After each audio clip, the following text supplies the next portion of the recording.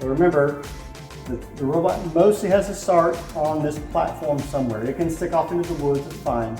It can go in any angle it wants to go, but it always has to start back here. So just as a reminder, you guys, when you're running your board, the team captain is the only one that can touch that robot. And when they touch the robot, it has to go back to the start. It can't be placed anywhere else on the board. It has to go back to the start. You can add and take off different pieces for your robot for a different task, that's fine. But it has to go back to start. If something on the board is still left on the board, let's say that you tried to move the logs here and they dropped off the robot, are you allowed to pick up those logs and put them back during the competition?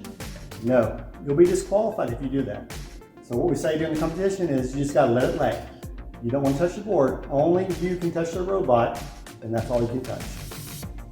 Another important thing about the wind turbine is you want the red to be able to stay on the top, and the robot somehow has to get it to turn at least one time around.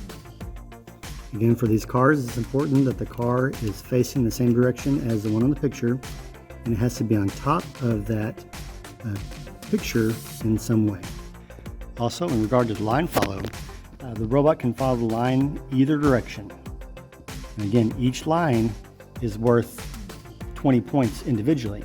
If you can get both lines, that's 50 points total. Now, they don't have to be in order either. So you can probably do this line, do a task, and then go do the other line, and that's fine too. But the important thing is we have to visually see the robot pick up the line. With the line sensor, we're going to see the light hit the mat, and it has to pick up the line before it gets to this traffic light, and it has to go all the way around, and it has to pass the other traffic light. So again, if you do it the other direction, same thing, it's got to pick it up before this light, and it's going to pass this light. And just as a reminder for these cars, the car has to be stuck on the magnet. And so in any direction, as long as the magnets are touching each other, that's fine. But if it's barely there and it's not touching, it doesn't count. Also with these logs, once they're transported in some way, they need to be deposited within the ring here. And just as a reminder, let's say it's sticking out like this, it's still going to count. But if it touches the ground outside the fire ring in any way, that one piece does not count. Again, those are going to be 10 points each.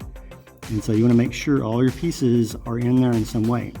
Now, for example, let's say you have it like this, you run another task, and the robot comes over there and hits it off. Guess what? It's touching, it doesn't count. So for this task, it's how many logs there are inside this fire ring by the end of the round. Same thing with the car. It's what it looks like at the end of the round.